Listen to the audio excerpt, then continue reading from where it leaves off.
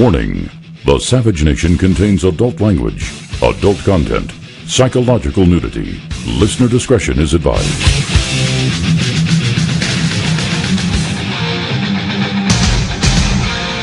And now, America's most exciting radio talk show, The Savage Nation, home of borders, language, culture. And here he is, winner of the National Radio Hall of Fame Award, Michael Savage. You may have heard that things didn't exactly go the way I planned. But you know what? I'm doing okay. I've gotten to spend time with my family, especially my amazing grandchildren. I was going to give the entire commencement speech about them, but was talked out of it. How inspiring. Long walks in the woods, organizing my closets, right? I won't lie, Chardonnay helped a little too. God, how far we have fallen as a nation. This is a commencement speech. A genius like me is never invited. But this drunk lush. Play the song. Go ahead. You're playing. I'm talking here. So you listen to the lush. Do you realize what we missed? We didn't miss a bullet with her as president. Can you imagine having an ignoramus like her as president and a lush on top of it all? The ancients say there are four types of people. One who says mine is yours and yours is mine. They call that person an ignoramus. Another type of person says mine is mine and yours is yours. This is the average person. They say that's the characteristic actually of Sodom. Then there's another type that says mine is yours and yours is yours. They call that a pious or benevolent person. And finally they define a wicked person as someone who says yours is mine and mine is mine. That's a wicked person. Oh boy. That doesn't leave us anywhere, does it? But we have so many things to do. But it's the beginning of summer here. It's the beginning of summer. Everyone's gone. They're on the road. Hot dogs, hamburgers, soy dogs, vegan dogs, schmegan dogs. And the Muslims are bombing all over the world. And the head of the DHS says you'd never leave home if you knew my terror info. You hear we're sitting here worried about them? Now they're threatening Las Vegas after a threat from the Muslims and ISIS. And Pentagon is planning an ICBM intercept test. And Chinese jets are buzzing a Navy plane. And the FBI is trying to indict Jared over a ham sandwich. Who was it who said that if the FBI wants to, they can indict you over they can indict a ham sandwich? They have no charges against Jared Kushner, but they're trying to indict him. And the only one who's speaking out cleverly on this, the most intelligent statements on this relentless attack upon the Trump family and Trump himself, is a liberal, a true liberal named Alan Dershowitz from Harvard. I was never a fan of Alan Dershowitz. I never kind of liked the type. I left New York because of that type many years ago. I fled New York because of the Dershowitzes of New York. But as the years have gone on, I see that Dershowitz is actually true to the liberal credo. He's a true liberal, not a progressive, and he actually understands that what they're doing to Trump and his family is criminal, and it's like Joseph Stalin. Please listen to Alan Dershowitz in clip 04 on the Savage Nation. I don't like criminal investigations to start on hoping that you have the target, maybe we'll find the crime, maybe we'll find the statute. If we can't find the statute, we'll stretch the statute to fit the person. That sounds like Lavrenti Beria and Joseph Stalin. Show me the man and I'll find you the crime. I don't want to ever see that come to America. Well, that's what's come to America. And strangely enough, there was a guy opposite him who used to be very fair-minded, who's lost his mind completely. Jeff Toobin, who I thought was a fair-minded lawyer, constitutional scholar or something, has gone completely crazy. He's gone badass. He is now saying the opposite. So, you know, the battle lines are drawn. We have good news as well. The candidate in Montana won, up there in Brokeback Mountain country.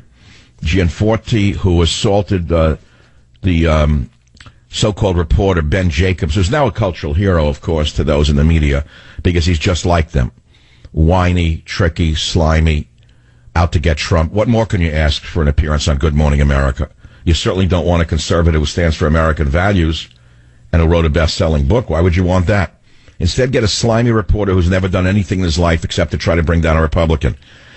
So Gianforte won anyway. I try to find out you know who Gianforte is? You probably don't know. No, it's not Gianforte's Pizza on 18th Street. Gianforte is from Montana, and they almost set him up and almost destroyed him, they thought, but he won. The guy won. So the whole Democrat thing is in disarray. And now we got the other stuff to worry about. You already forgot the killing of the little girls by the Muslims last week. That's not important. Instead of body slam is bigger to you. All right. Why are they going after Jared Kushner? There's nothing there.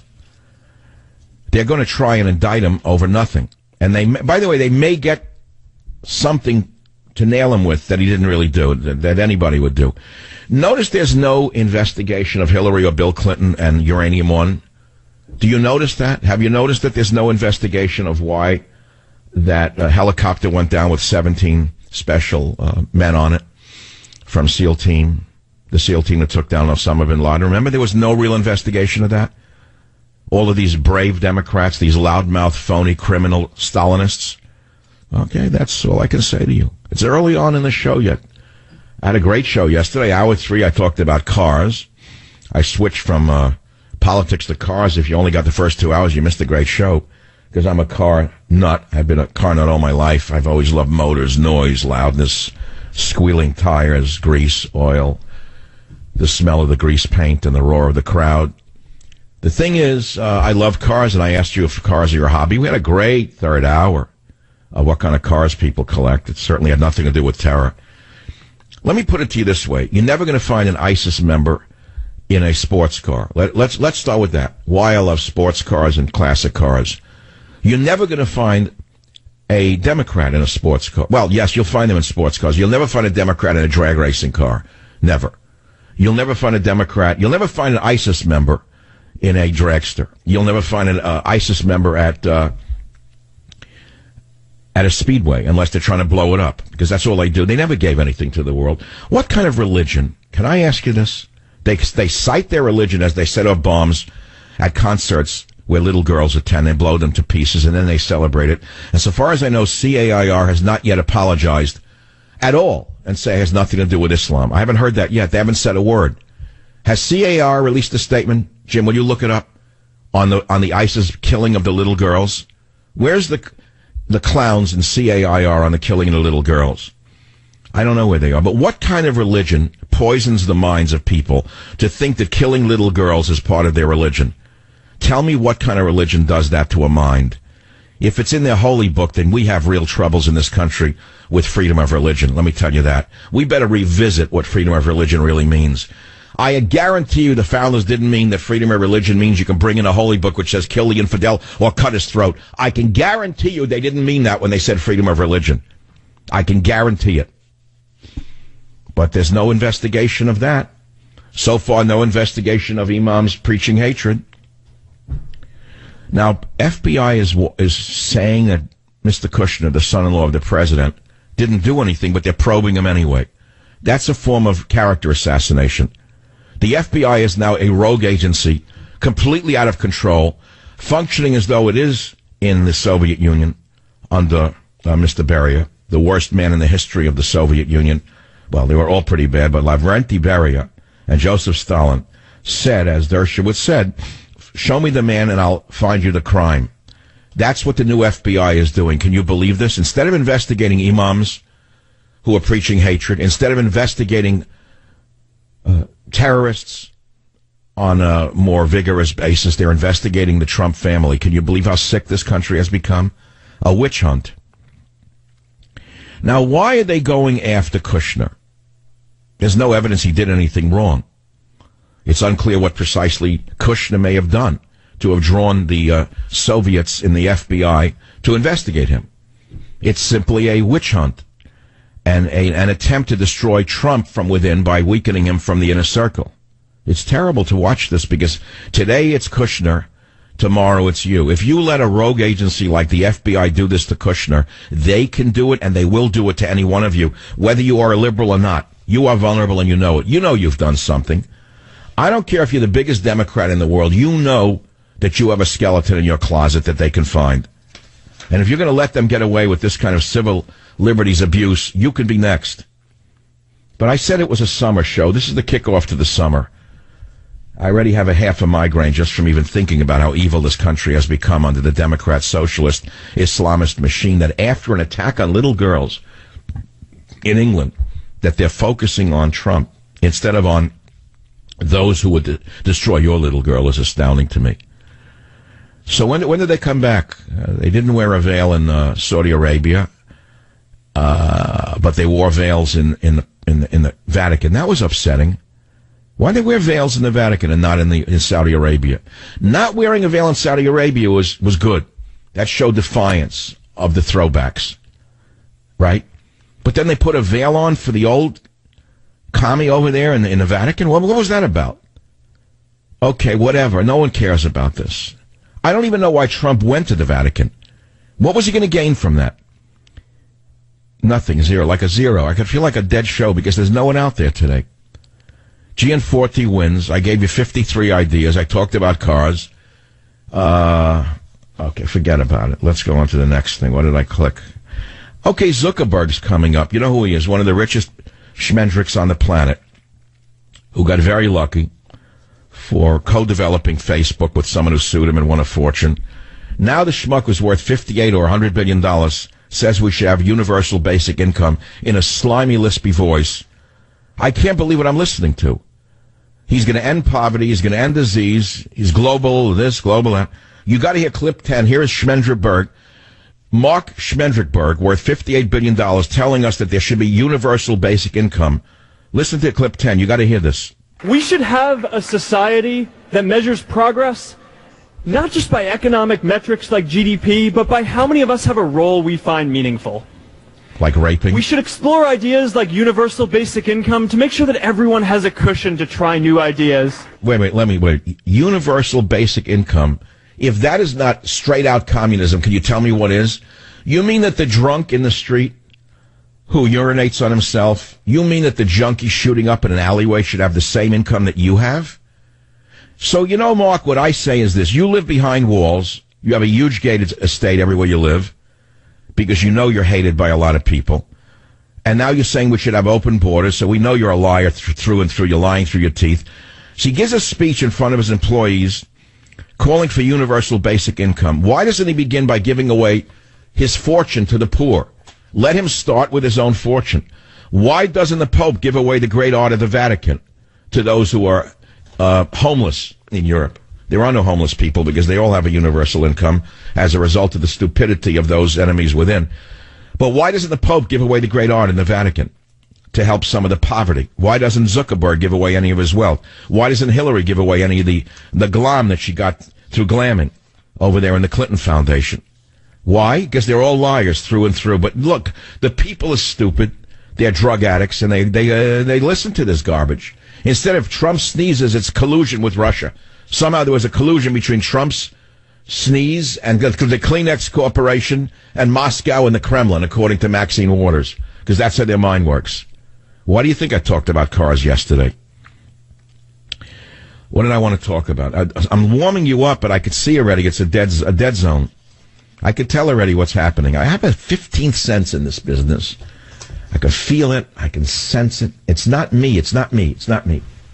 It's not me. It's like a foggy. I feel a fogginess over the audience. They're already on Memorial Day mentality. The barbecue, the corn, the vegan dog. How could you eat a vegan hot dog? That's so disgusting. Why wrap it in anything and barbecue it if you're a vegan? Just be a limp-wristed man and stop with the barbecuing. Don't pretend you're American. Be like the reporter in Montana. Be a limp-wristed snowflake. Eat a vegan diet and enjoy, whatever. No, I don't know. Are you disappointed in the country today? Don't call me on that one.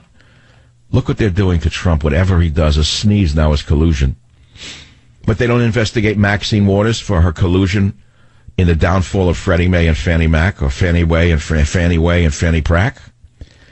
She was in charge of the committee that was supposed to investigate the scam when Freddie and Fannie went down. Billions went down.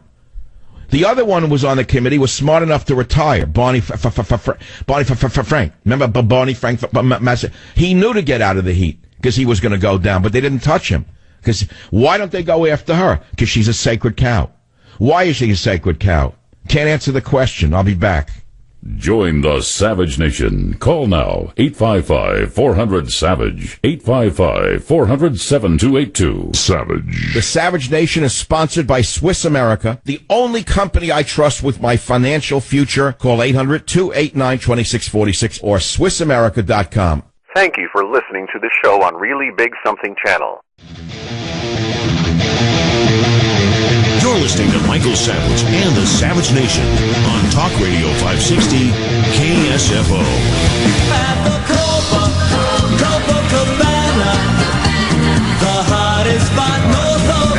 I'm reading the Daily News. New York says Barry Manilow serenades New York at the Nassau Coliseum. Okay. His first local concert since coming out. Now, why do I have to hear about his sexuality? Why do I care? His music was always nauseatingly saccharine to begin with. What does his coming out have to do with anything? Why is there a constant brainwashing? I want to talk about this for a minute. I avoid the topic for obvious reasons because you can't talk about the subject in radio without losing everything. But you see, I'm a sexual libertarian. I told you that 1,000 times. I don't care what a person does with their sexuality as long as they leave children alone. I've said it. I'll say it again. Last night I was in San Francisco. I went to dinner in an Italian restaurant. Whatever. Mezza. You know what I'm saying. The potatoes were as dry as the prosciutto on the other place. It's hard. One place the prosciutto was as hard as the skin on a bongo drum. Last night the potatoes were as dried out as at the Yankee Stadium at the end of the day. Okay? But nevertheless, I enjoyed being over there. It's the Italian district. It's my little Italy. I talked to a person who was born a girl. I knew her father very well. I won't say who it was. It's not important. I like the person because I've known her since she's a girl. She's a nice person. Well, she went through the torment of a sex change operation and shots and this and that. She happens to like me and the dog. I mean, she's known me for years. How old is Teddy now? And we talked. I didn't look at the sexuality. I talked to the person. So I said to him, how do you feel now that you've gone through all of this tormentuous change? She's the same. There was no change. But what's the point then? What is the point of mutilating yourself if you're going to be the same person underneath it? They would lead you to believe that by mutilating your body, you're going to feel eternal happiness. You're still suffering from the vicissitudes of existence. You're still trapped on the wheel of life. Ask the Buddhists. But I'm the only one who seems to know this because I am the wizard of radio. Join the Savage Nation. Call now. 855-400-SAVAGE. 855-400-7282. Savage.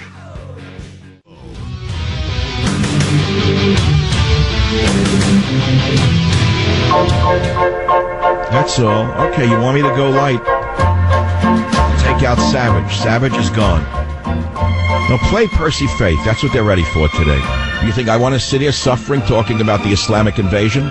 Do you think I want to sit here and talk about the creeping Sovietization of America because of the vermin in the Democrat Socialist Media Party? Do you think I want to do that? I don't want to do it. I'll tell you what I want to do. I'll tell you what I think I'm going to do instead. Play Percy Faith. I want to calm down. I almost blew a vein out of my head, into my head. Artery away, vein in. Right. I remember from high school. Vein, artery away, vein in. Vein in. Yeah, I could blow a vein in the neck. I get angry, red in the neck sometime. This was a beautiful time in America. I didn't know Donald Trump at the time. I don't know him now. I mean, but I'm saying, just think about how he was then when that song was big and who I was. Think about how the world converges. I want you to think about that one. Right? How the world changes in its diametricals.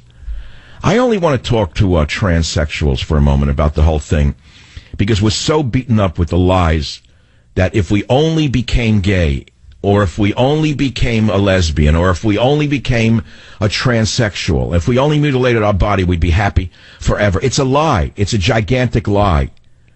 Because underneath it all, you're the same person. And I have a feeling that no one has ever touched this subject. They're afraid of it. It's like talking about race in America. Nobody will talk about sexuality in America in this way.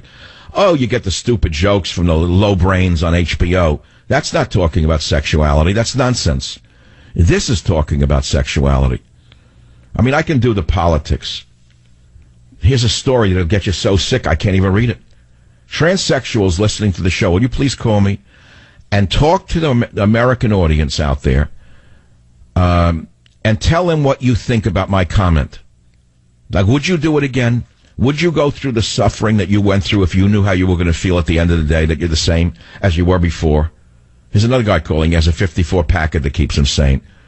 So it could be anything. I don't mean any topic. Okay, let's take one call here. Chris on KBET in Las Vegas. Chris, go ahead. What's your subject? Well, it's this whole thing, Mike. I think you hit the nail on the head. I grew up in San Francisco, and I saw a couple people. One, a woman became a man, and then a guy became a woman, and then years later went back to becoming a man. And I talked to him about it, and he was severely depressed because he said, it's a big money-making industry is what it is. Thank you. Thank you. The doctor should be arrested for violating the Hippocratic Oath. They're a bunch of greedy pigs mutilating bodies in the name of peace and love. They're liars. They're just mutilating people. Well, it's also the psychiatrist. They go through the counseling, and then so this. Oh yeah, right. Oh yeah. Tell me what you really feel. All right. Yeah. No, the guy always wanted to be a woman. Then he becomes a woman. He's still miserable, and nobody wants him. He still can't meet someone. I want to think about that. What is the point of the whole conversion? I think it's financial. No, to the person who believes it and does it. Do they really find happiness is the issue? How can they? How can you find happiness? Let's say a guy always had gay feelings. Let's just start with the top. Oh, I always put on my mother's this. Now I'm really a woman inside, so now I'm going to go the next step. I'm going to take hormones. I'm going to do. At the end of the day, what, he's happier? Is there anyone out there who's gone through this torment who's willing to call the show and tell us if you really found happiness after all of this mishigas, as we used to say in the Bronx? No one's calling. See, now I got one call out of Las Vegas. You'd expect it on that subject. All right, let's go back to politics. The transsexuals are not going to call the show. There are transsexuals who are conservative, by the way, because they're smart. And they understand that they're better protected by conservatives than they are by liberals. For example, President Trump today used his Ramadan statement to lecture Muslims on rejecting terrorism. We have the right guy. We have an alpha macho president. Pushes the president of Montenegro aside yesterday. I loved it. Came out of the chin looking like Gigante. It was unbelievable. This is a schmuck from Montenegro is going to get ahead of him in a group portrait at NATO. Gave him a push. Gave him a Mussolini chin after that. I liked him even more that he pushed the guy from Montenegro away. And the president from Montenegro thanked him. He said, it's okay, it's natural. No, you want a picture of NATO where the head of Montenegro is in the front and Trump is in the back when we foot the bill? What, are you kidding me? So Trump said, get out of the way, man. I don't know who you are. They made that into an issue. This year, the holiday begins as the world mourns the innocent victims of barbaric terrorist attacks, said Trump, in the UK and Egypt. Acts of depravity that are directly contrary to the spirit of Ramadan. Good for him. See, he said the right thing, but he doesn't get credit for it from the maniacs in the media. Okay, whatever, you're not interested. Whatever he does that's right, you don't see. Everything that he does that's wrong, they magnify and make it into a mountain. Okay. What do you want to talk? Did we have any transsexuals call? I'm not interested in the other stuff. I'm foggy from the 2 drinks last night. I shouldn't drink at all. I don't like alcohol at all, to tell you the truth. You know, the first drink feels good going down, and then you have another, and then the next day is like, forget about it. Obama used his final Ramadan statement to take a veiled swipe at Trump last year. Oh, forget Obama. That closet Islamist there. I'm sorry, I'm not a big fan of President Obama. What he got away with is astounding. Cousin went through transition, committed suicide. That's a terrible story. No, I want to hear from an actual person who went through it, because I suspected that that's what happens. I told you I had the conversation because I'm a sexual libertarian, also a humanist. I like people. I talk to people wherever I am. Do you remember when I went to the Super Bowl a number of years ago? You forgot that story? That I talked to someone in the streets who had done that, and then it was the same story? Again, the same story. Miserable. Just as miserable as he was before he became a woman. Nothing changed. What is the point of this? I don't know, whatever. And I don't even think people can carry this. It's like embarrassing to even talk about it. I'll do news. When you do news, I go to Fox News like every other schmuck in radio. I'll read the headlines. I'll read a history book to you. I'll quote a history book now. Kim's cronies. Western intel zeroes in on North Korea's missile men. Oh, leave me alone with that nut. Wish he would actually consider transitioning. What if he actually became a nicer person? Kim. Maybe that's his problem. He had to be macho for a macho society. That's why he wants to kill the war. I don't know how that works. I can't figure that one out. Ariana reaches out, Singer tweets heartfelt letter to fans after bombing. What do you expect her to do? Nothing else in the news, really. Not much. Here's the main thing. If you looked at what Trump's done so far, you want me to give you the lowdown on this one? Defense spending, period. The only big beneficiary so far is not the deplorables. It's not Eddie in the factory. It's not the welder out of work. It's not the steel worker out of work. It's not the coal miner out of work. You know who really made money here? The defense industry and the consultants. That's the big winner here. You should have invested in Lockheed Martin the minute he won. If you put money into defense stocks, my God, you'd be in such luck. The shipyards are booming, I told you. New Hampshire in-sea surge of business as Navy Yard expands. We're building ships, tanks, planes, missiles, bombs, cruising missiles. Did they make a cruising missile that doesn't actually kill anybody? It just cruises over the site and taunts the people below. Defense spending fuels boom at Navy shipyards. I'm trying to entertain myself. In order to entertain you, I have to entertain myself. So I don't know if I don't feel it yet. I feel that the rocket has not yet achieved initial launch. It's off the pad, yes, but it's not yet in orbit. I just don't feel orbit yet.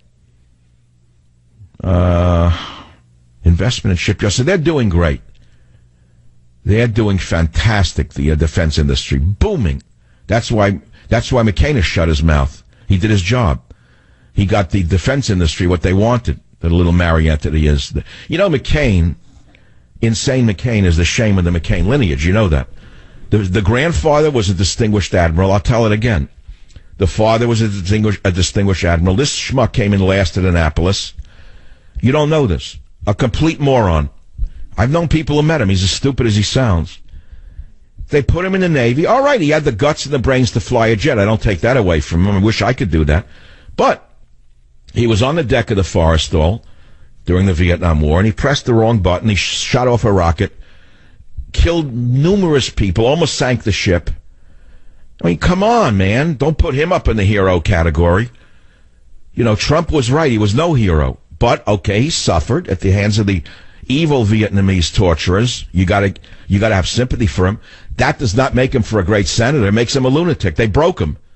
They broke the guy. They made him crazy. He never should have been sent to the Senate. He should have been sent somewhere else. I don't know, whatever. A lot of people were destroyed by the Vietnamese. You think it was easy for them after that, what they had to live through? It doesn't make them intelligent because they were tortured or a great senator. The man is a turncoat. All right, again, still no calls on what I really want to talk about. I want to feel as though I'm in a cafe and it's my cafe today. I'm not interested in politics any more than you are. I'm not interested in what they're doing, letting in more of these terrorists from terrorist countries celebrating it. I'm not interested in that another court of fools in the Fourth Circuit Court of Schmucks with black robes said, yeah, okay, Trump, yeah, we're going to defy you. Let in more Muslims from Somalia. Let in more Muslims from Libya. We're such good liberals.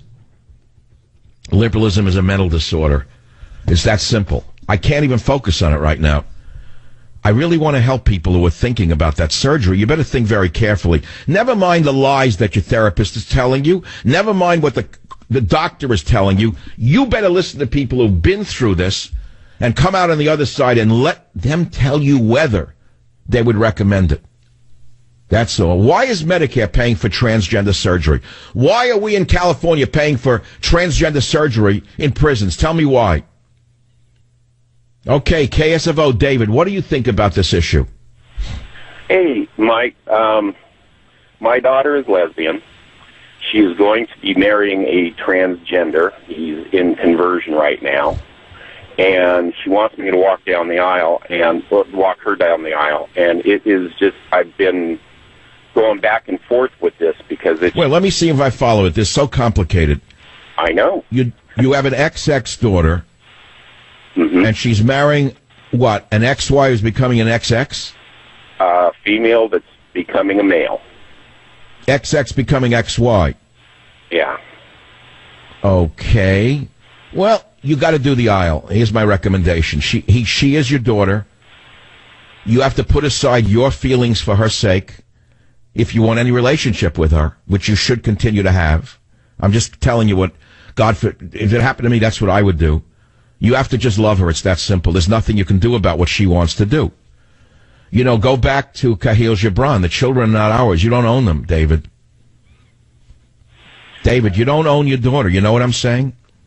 I know exactly what you're saying, and that's kind of where I'm going right now. Is I've already said I would do it, but it's a very conflicting position. I hear the agony in your voice. It's what I touch the raw nerve, as I normally would do in a situation as volatile as this.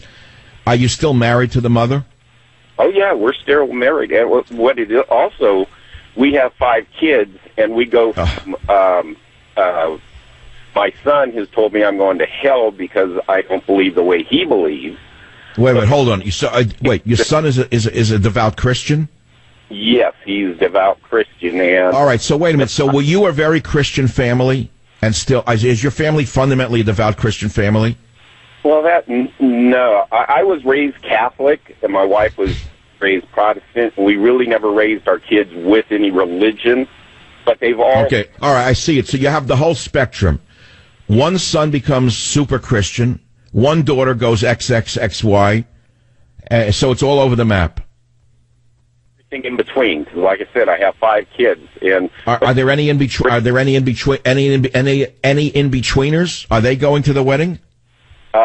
My son won't go to the wedding because he won't go, but the others will go to the wedding. So, and we look. Let me put it to you this way, David. Let's be funny about this. Tell your son who's Christian it's not catching. Number one, and number two, let him go to the party and have a good time. Tell him it's very Christian to be accepting of his sister. Do you understand that would be more Christian of him than to reject his sister? And that's actually, I've had that discussion with him. Exactly. All right, hold on. This is so good. Now I feel better. I put on the religious hat. I'm being reasonable about this. Do you like this show or not? Do you want to talk about Buicks or Muslim? I don't know. This is good. I'll be back. Join the Savage Nation. Call now, 855-400-SAVAGE, 855-400-7282. Savage. The Savage Nation is sponsored by Swiss America, the only company I trust with my financial future. Call 800-289-2646 or SwissAmerica.com. Thank you for listening to the show on Really Big Something Channel. People are fascinated by human sexuality. That's the truth. We're all fascinated by human sexuality. I would think most people today are obsessed with this subject, especially in America. That's all we talk about. You know, today they blew up Christians in Egypt. Last week they blew up little girls at a concert, but that's not important. This is what we want to talk about, is transsexuality. Okay, Brittany on WABC in New York, line 8. Go ahead, please. You are a transsexual. Please tell us what you believe to be true. Dr. Savage, I'm conservative. I'm a transsexual. I grew up in Brooklyn. My father was a Marine. My mother, was a stay-at-home mom. I didn't know any gay people. I didn't know anything about what a transsexual even was. I'm in my 30s. We didn't know about that back then. We didn't discuss things like that. If someone acted effeminate, we thought they were gay, and nobody really touched on that issue. I've always felt like a little girl growing up. I liked to play with dolls. I would go to the store before I even understood the difference between boy and girl. I would pick I totally understand you, and I'm not mocking what you are saying. So you made a transition. Did you have surgery? Are you a post-op individual? Yes, I am. I did have surgery. I've been married. I've been divorced. I never tell people what I am. Unless, Oh, wait. You mean you've been married and divorced as a woman? Yes. And engaged. Okay. I've modeled as a woman. I work as a woman. My ID reflects female, and I don't make it an issue. I don't want people Can I ask you a question that befuddles me? From the beginning of recorded history, there have been people who have been multisexual, or they didn't go through the surgery business. Why couldn't you just remain why couldn't you just be gay and date men? I never had sex with gay men. When I went to a doctor at 18 years old, and I told, they thought I was depressed. Now, hold on, I want to hear more about this. This is fascinating to me. Join the Savage Nation. Call now, 855-400-SAVAGE. Savage. Thank you for listening to the show on Really Big Something Channel.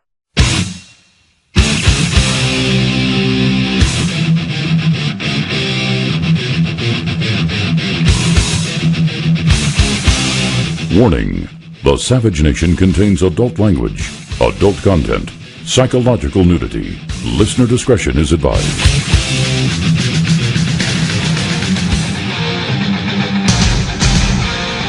And now, America's most exciting radio talk show, The Savage Nation, home of borders, language, culture, and here he is, winner of the National Radio Hall of Fame Award, Michael Savage. Back in the saddle again. Sing along with me. I grew up on this little song. Riding Look, the range just listen to old Gene. Back in the saddle All right, welcome back. So everyone's a cowboy here in America all of a sudden. They suddenly know cowboy culture. So you get a pencil-necked fake newser who goes out there to Montana to antagonize a Republican in a special election. He breaks into a room, a private room. You don't know the whole story, do you? This creep, Ben Jacobs, whatever he is, the guy whose glasses got broken, goes out there, and there's no direct video of the incident, only audio, which I played for you. But the guy, there's some details to the story. There was a private meeting that this creepy reporter went into.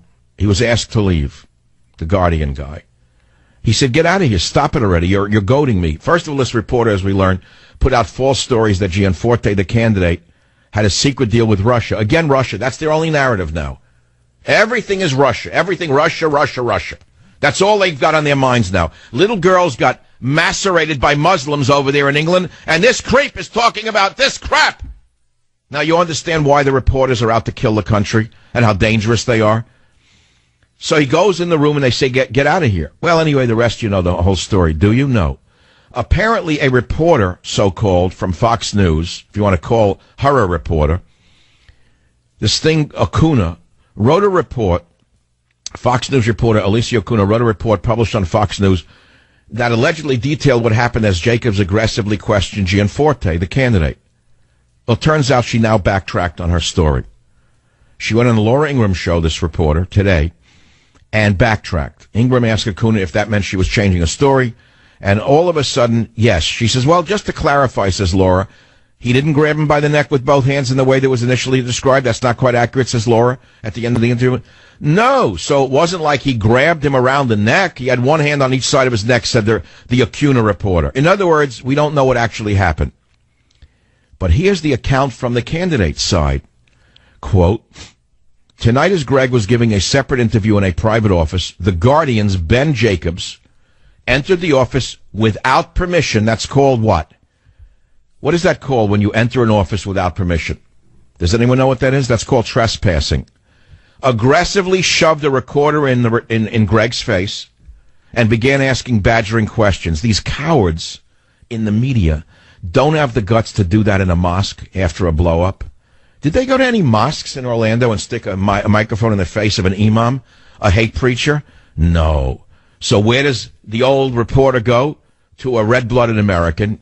So he apparently vandalizes the office by breaking in there, gets aggressive, sticks the thing in his face, and they say to him, get out. Would you please leave? Well, then they continue. Says, Greg, the candidate, then attempted to grab the phone that was pushed in his face. The Gianforte statement continues. The reporter, Jacobs, grabbed Greg's wrist and spun away from Greg, pushing them both to the ground. Now, Montana has early voting in federal elections, and reported estimates suggest that as much as 70% of total expected votes had already been cast before the incident. So the day of votes are being cast right now as we speak this Thursday, and I've asked you in Montana, where I'm live on 3 stations, has your vote changed? It's that simple. Then we got the recovery story, drug counselors overdose at addiction facility, and then we got the Russia story. But I'm going to move on to something else as well, which is the attack on the little girls in England, how it's been swept aside by the vermin who are only interested in pushing the false narrative of Russia. collusion, Russia collusion, Russia collusion, Russia collusion, collusion, collusion, collusion, collusion. It's the Titanic of the news business to keep pushing this lie. We all hated them before the election. We hate them even more now. And I'm using a strong word because I believe it. They are going to kill us all. How would you explain that after little girls are blown up in pieces by a nail bomb by Muslims, a Muslim, and others in the ISIS cell over there, including his wonderful blood brother, how come they're not covering that story? Ask the Guardian's Ben Jacobs why he won't cover a story from his home of England, if that's where he lives. I mean, the Guardian's an English newspaper. He's probably an American snit from the NYU area who works for the Guardian, I would guess, a stringer out here. Ask him why he's not covering the connection to the mosque in London, if any, and a connection to the mosque in Manchester, if any. Ask him why he's not investigating that. Ask Ben Jacobs why he's not going back to England and sticking a microphone in the face of a few imams or a few Muslims in the streets of Manchester and asking them if they approve or disapprove of the killing of the girls. Or ask Ben Jacobs of The Guardian, or for that matter, ask Wolf Blitzer, or ask Jake Tapper, or ask any of the other louts in the media why they're not asking CAIR here in America why they've not put out a statement condemning the attack on the little girls in England. Ask them why the brave reporters aren't doing that. These stinkers. These people who are ruining the world and ruining the nation. Don't think I'm saying this because they're attacking Trump. That bothers me very much because it looks to be a false narrative. It bothers me because they won't report what needs to be reported, which is the invasion of America by barbarians who not only do not respect our way of life, but want to destroy our way of life. And these barbarians want to convert us to their 9th century vision of the universe. And the first people on earth who you would think would be against the barbaric invasion would be all of these cowardly, pencil-necked reporters. Those are the ones who are most vulnerable. If these barbarians would blow up little girls at a concert, can you imagine what these barbarians would do to these liberal reporters if they could actually get the power and get their hands on them? Can you imagine what these barbarians would do to them if they went up to them with a microphone, went into one of their neighborhoods and got as aggressive as they did with this guy in Montana? Ask them why they don't go into a Muslim neighborhood after a bombing anywhere on earth, and ask Muslims in the street what they think about the bombing. Do they support it, or do they reject it? Is it part of Islam, or is it against Islam? Ask yourself why they don't go around with their little recording devices to a mosque somewhere and ask the attendees and the quote imams what they think of the bombing. We don't know what they think because there's no reportage, because they're busy with their little honeybee. They're creating a little honey for their little hive, and the honey is the big lie. Okay? So, I mean, we've covered that stuff. But now there's some other stories that I have to get to, if you don't mind. There is a man named Dr. Zuhdi Jasser, who used to be on the show a lot, who went on Newsmax today or yesterday, and he said Islamic mosques are the key to the UK attacks. He's a Muslim himself. Listen to clip number 4. Here is a Muslim telling us that it's the mosques themselves that are the key to survival. Listen. This attitude from the UK, from Europe, this is why they continue to have more and more attacks. It's like trying to prevent drunk driving by ignoring the alcoholism, but just trying to say, well, we need to take the keys away. Well, that might help. But at the end of the day, they're ignoring the substance, which is Islamism, supremacists, the mosques in Britain. The Brexit move, if you will, I think started to reset British nationalism, and I think will be part of the solution. You hear this? Now he talks next about lone wolves and known wolves. You know how every time there's a Muslim attack, they call it a lone wolf? He says there's no such thing. He said they're known wolves. They're being tracked by the government. Listen to number 5. It's really eerie. You know, many of these guys end up being what Patrick Poole and others have called known wolves, not lone wolves, known wolves. And the problem is all of our apparatus, even in America, we're still focused at that last stage, which is when they operationalize, they get online, or they go to Syria or Libya, as this guy did, and probably learn how to make the bomb. You hear this? So they're known wolves, not lone wolves. Tell that to the CIA. This is the Savage Nation. If you want to talk about any of these subjects, the phone number is 855-400-7282. We're trying to broaden it from Montana to Moscow. Again, we'll take your calls here on the Savage Nation. KLIF, Dallas, Texas. Rich, go ahead, please. What's your comment? Yes, Michael. First of all, I heard your show the day you made that prediction when Trump won what would happen with Russia. You were right on. That was great. But I got to tell you, Michael, I was listening, and I hate this channel, but I got on CNN last night late, and here was Don Lemon, and they were talking about this thing that happened in Montana, and I really hadn't heard about it. So I'm listening, and he's got his little panel of 5 people, and he's calling on each one of them, asking, why did this happen? Why do you think this happened? And he's got an African-American guy there who's pretty conservative. And he says, you know why it happens? We've got people in the United States that have no respect. They don't have this, they don't have that. And Don Lemon stopped him in his tracks, and he goes, no, tell the audience why it really happened. And he goes, what do you mean? He goes, just tell them. It's all about Trump.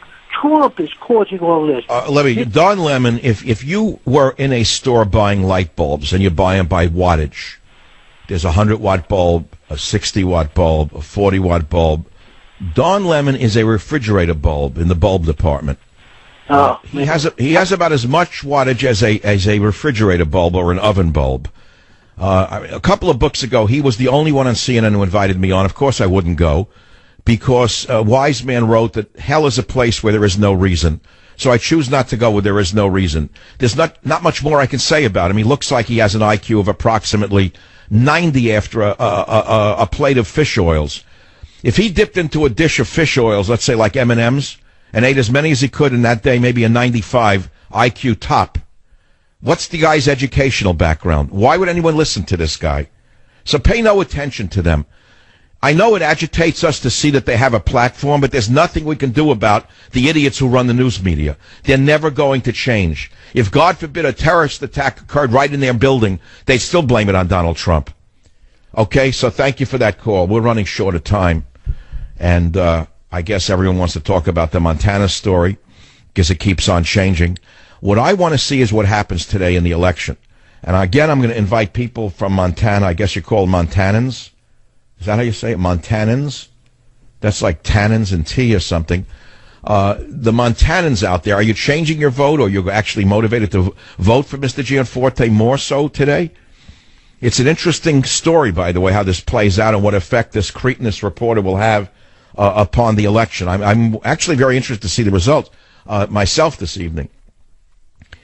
You know, everything sacred in America, everything that we loved, has been under assault by these left-wing evildoers.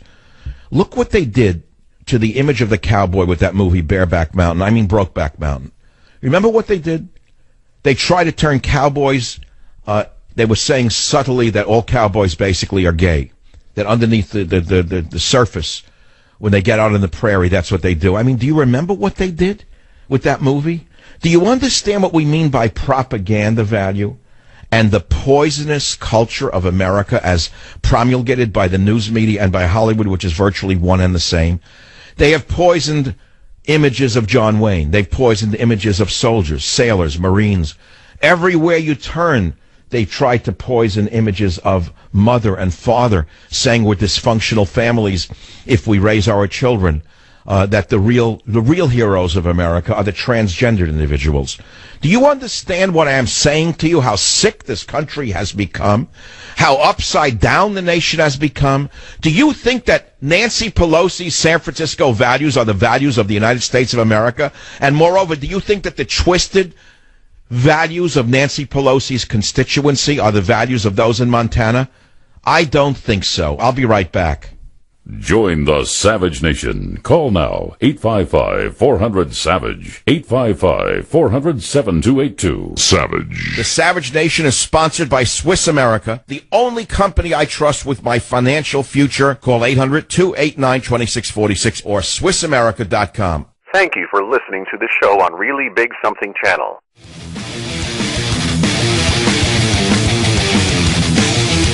It is the Savage Nation. This is a big story, the Montana story, for one reason. It's not what happened or did not happen. We see how far the evil left-wing machine has penetrated the heartland of America. The virus that we have seen that has disseminated itself in all the major cities has now been inserted into small local communities.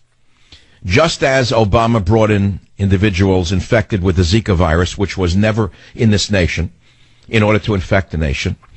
Just as Obama, it came out today, released MS-13 gang members from prison on purpose at the end of his regime of horror, we now see that the evil of the left is attempting to poison every community in the United States of America. Just as they have taken immigrants from far-flung communities, knowing they would never ever fit in hardline Christian communities, and put them there. Remember what Obama did? He took Muslims from areas. Not only, these were not Muslims who were educated. These were not professionals.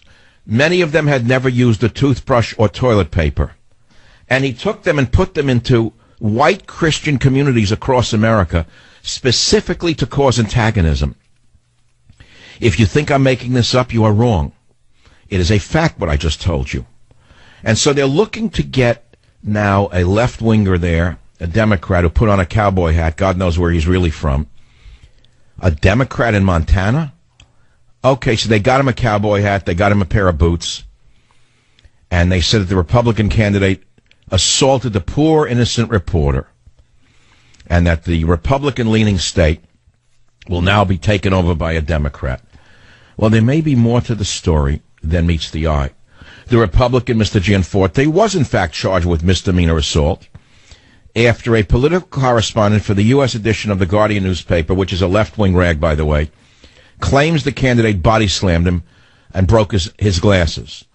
Now, the reporter, Ben Jacobs, had been goading him and alluding that he had ties to Russia. Again, the same exact story. Well, my friends, we'll see what happens at the end of the day. And this story's not going away, it's just starting.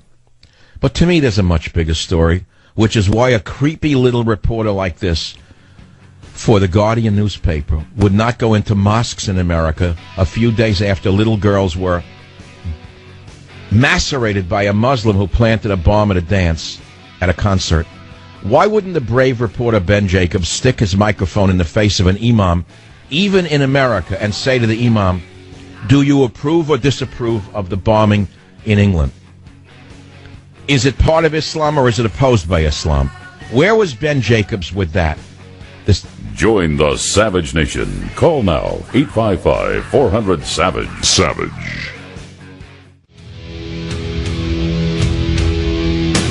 What the left-wing slime machine is trying to do here is cause an upset in order to say if we can take them down in a heavily Republican state such as Montana, the Republicans are in real trouble because there are two special House elections for Republican-held seats next month, one in Georgia and one in South Carolina. And they're hoping that they can cause a rout and lay it on Trump and health care and stuff like that. And so they sent out this slimy little reporter who has no guts whatsoever, who has no guts to go into a mosque after little girls are macerated by a Muslim. You forgot that already? Oh, you forgot that already, huh? You forgot that already, that a Muslim set off a bomb at a concert and little girls were macerated? And I mean, it's enough to rip your heart out. And I blame the reporters, by the way. I actually don't even blame ISIS. I blame the press for letting them get away with it, by covering it up, by sweeping it away, by not following up, by letting these stories disappear and going on to this trivia like this. And so you understand it's a much bigger picture than just what happened in Montana. We have an enemy within. Many of them are in the entertainment business or in the reporting business, and all they do is keep pushing false narratives. By not covering certain stories, they cover the story. Here's another one that they just came out with on Yahoo. Why Melania Trump covers her head one day and not the next. Ooh, Melania Trump. She wore a veil to the Vatican on Wednesday to meet the Pope, but no head covering a few days earlier in Saudi Arabia. This is what's on their mind. Are you listening to this? This is their big story. And this is what they do. Again, they're not covering the Muslim connection, the Islamic connection, to why so many of these psychopaths go over to the violent side, that it's actually in their holy book. If what I just said to you were false, I wouldn't say it. Read the holy book. Read what they say about the infidel. Read how their mind becomes poisoned in mosques around the world, including your neighborhood, perhaps.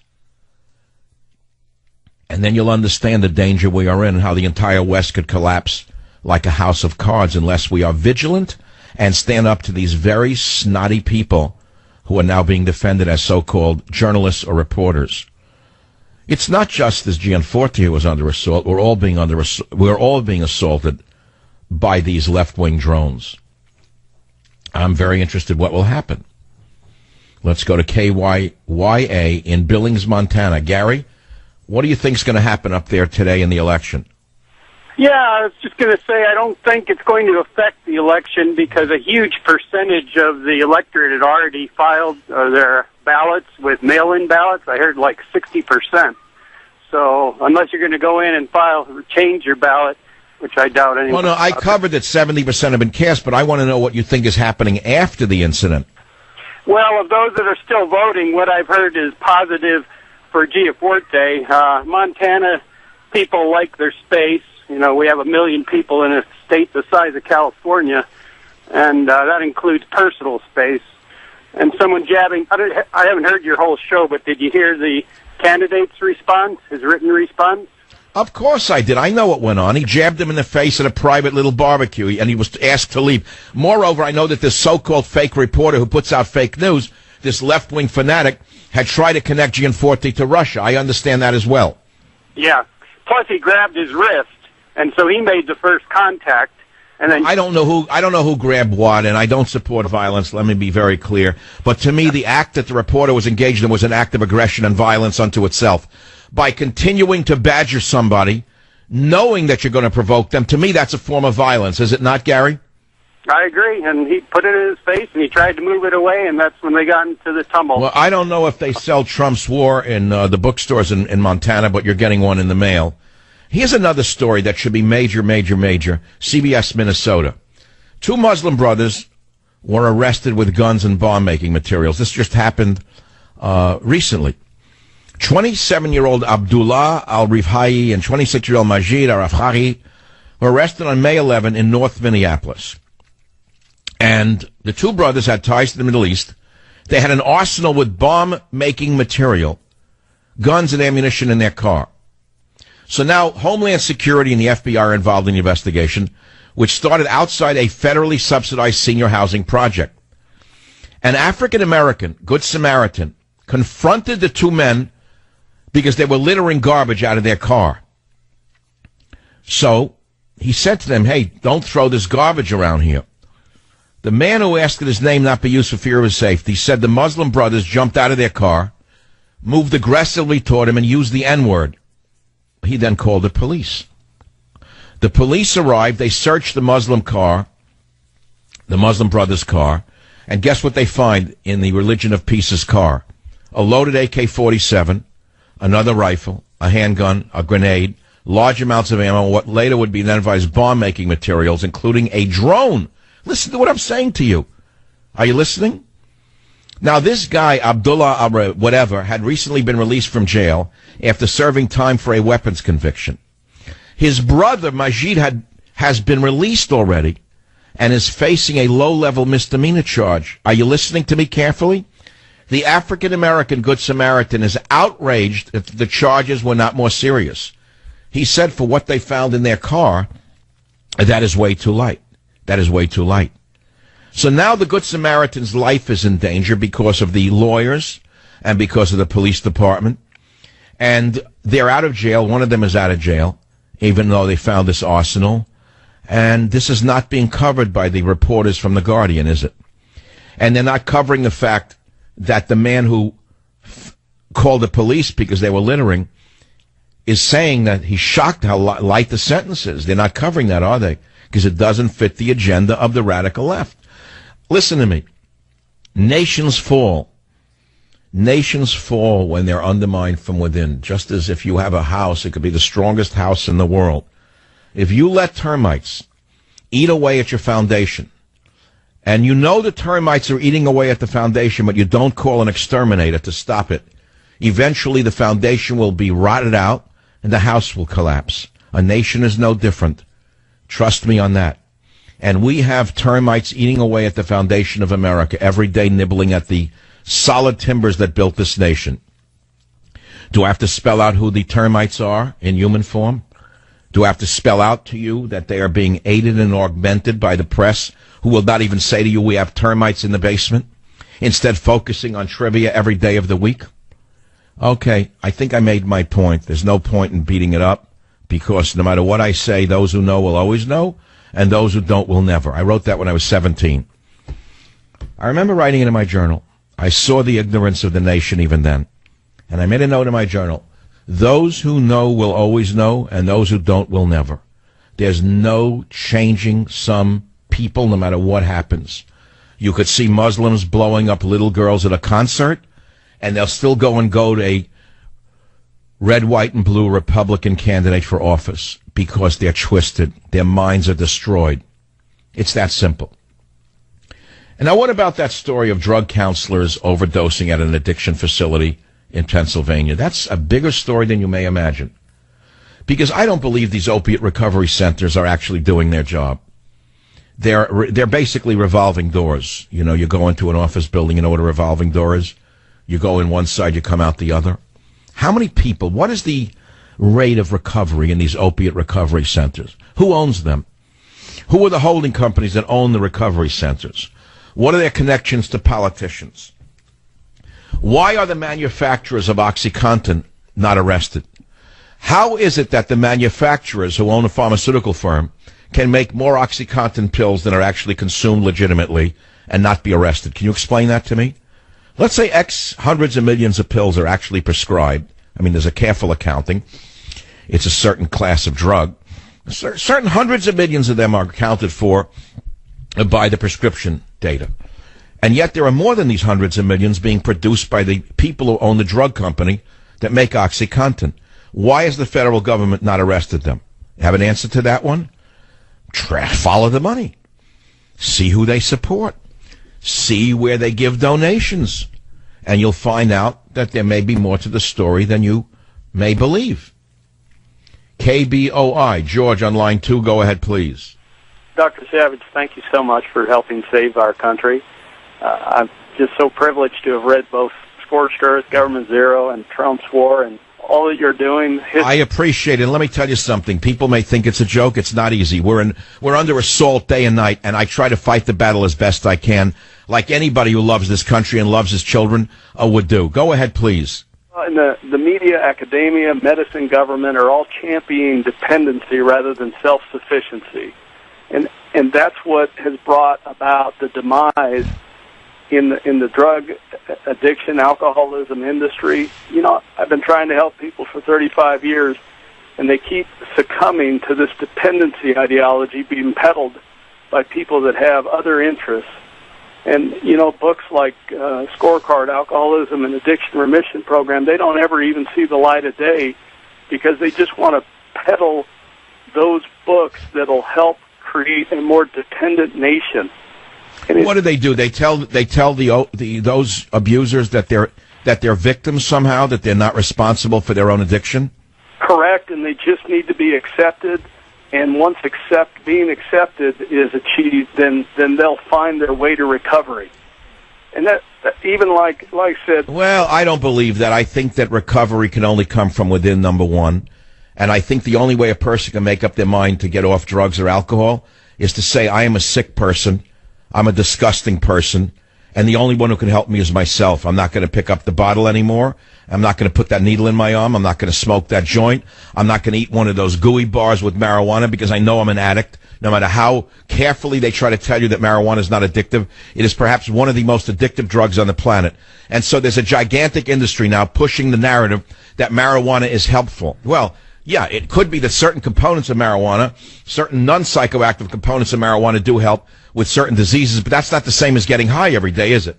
No. And those people that recovered in the 30s, 40s, and 50s, they recovered with that depression mentality of self-sufficiency.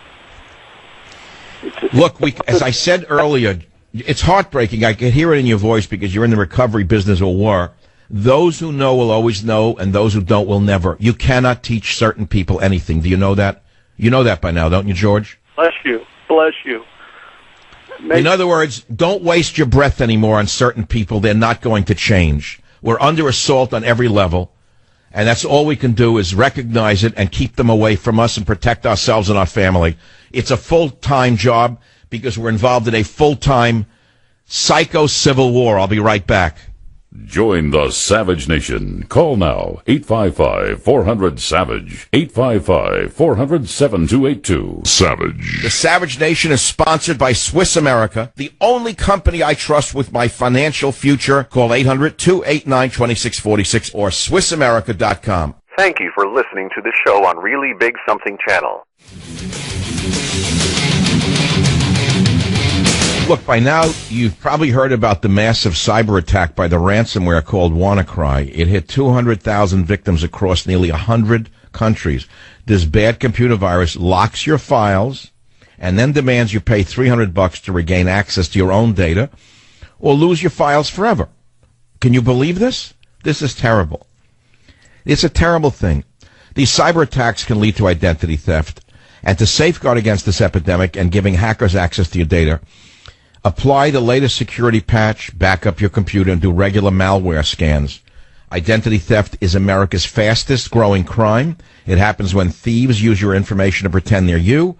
They can buy things on your credit, liquidate bank accounts, or even get retirement funds. LifeLock scans hundreds of millions of transactions every second. If they detect your information, they send you an alert like that. And then if you have a problem, a U.S.-based agent will work to fix it. Free credit monitoring only alerts you to changes in credit. Now, look, no one can prevent all identity theft and monitor all transactions at all businesses. We know that. But LifeLock is the best identity theft protection available. Memberships start at $9.99 a month, plus taxes. Go to LifeLock.com or call 1-800-LifeLock. That's promo code SAVAGE. Get it again. 1-800-LifeLock, promo code SAVAGE. And that SAVAGE promo code will get you 10% off your LifeLock Ultimate Plus membership. Write it down, lifelock.com, Savage, save 10% right now. WKZO Radio in Michigan. Ron on line 7, what's your topic? Hey, thanks, Michael. I'm calling about the opiate addiction. You made mention about some of the therapists relapsing on OxyContin. I'm a recovering pharmacist of 27 years of continuous sobriety, and I went to long-term treatment. And about 50% of the therapists, are in recovery, and that's why they make good therapists. And it's not unheard of that they do relapse. So that story that I heard. Wait. You say you're in recovery for 27 years, so you were addicted to what? OxyContin wasn't around then, was it? Correct. It still was opiates in general. Still was Vicodin, Percocet, Percodan. So back in those days, you were what? You were stealing Vicodin out of your pharmacy? Yeah, that was the case. And how did you? Well, I'm not trying to be a wise guy here. How could you do it since every pill is accounted for? Well, it's very interesting. I was just getting out of pharmacy school, and I was floating around to different pharmacies. And I knew it was out of control. So. How do they make more? How do the guys who own the OxyContin company make more pills than are sold by the hundreds of millions? How do they get away with that? Well, in other words, doctors prescribe a certain amount of pills with OxyContin in it, right? And yet hundreds of millions more are made by the company that owns it. How do they get away with it? Well, there is a big crackdown right now on all those, and that's why you really see. Right now, there's actually more heroin overdoses, primarily because they're really cracking down on the OxyContins, the Vicodins, and not the heroin. And heroin, I understand, is actually cheaper than these pills. Correct. That's why you're seeing more heroin overdoses now that they're cracking down on some of the pain meds. My wife's a physician, and she's finding it more of a hassle to prescribe the proper pain meds for people. All right, so then they're going in the street and buying heroin. Well, the answer is the drug dealers, and the fact of the matter is the government has to do more on that issue. Everybody knows that. But Trump has his hands full with the snakes in the media. I doubt very much that he's going to be able to focus on all the problems that really plague America. He just lost again. A so-called appeals court just knocked Trump out again on the travel ban, welcoming in more from terrorist-controlled areas of nations that should never be allowed in here. Join the Savage Nation. Call now, 855-400-SAVAGE, 855-400-7282. Savage.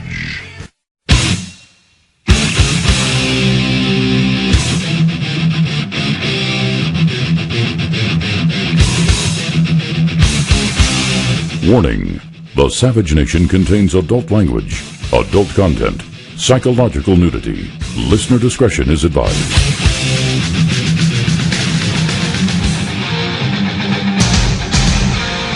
And now, America's most exciting radio talk show, The Savage Nation, home of borders, language, culture, and here he is, winner of the National Radio Hall of Fame Award, Michael Savage.